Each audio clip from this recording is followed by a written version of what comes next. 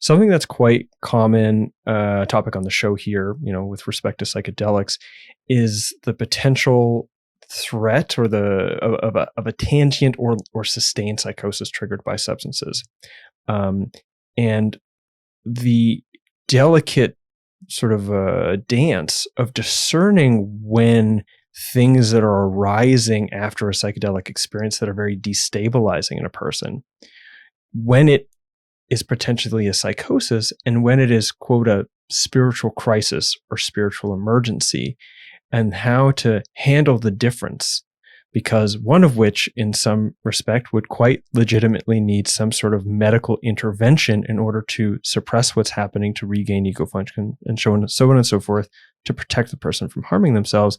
The other needs a kind of support that will help that process flourish and move.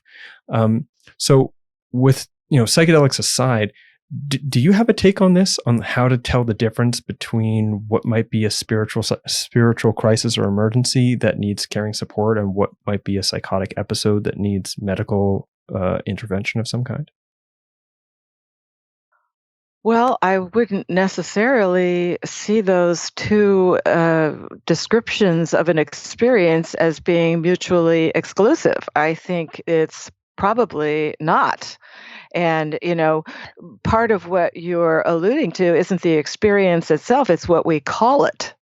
So I don't think I couldn't clearly differentiate between what we call a psychosis and what we call a spiritual crisis, other than through the same ways we question what's going on with somebody that is undergoing what we call schizophrenia, which would be, where's the ego functioning?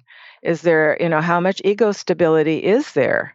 Because whether it's a psychosis or a spiritual crisis, it's going to require similar kinds of guidance, bracketing, helping us to find that sandbar again, and then it's a matter of how we choose to or are able to find meaning in this experience. So that's great. That's a beautiful answer. Okay. Thank you. All right.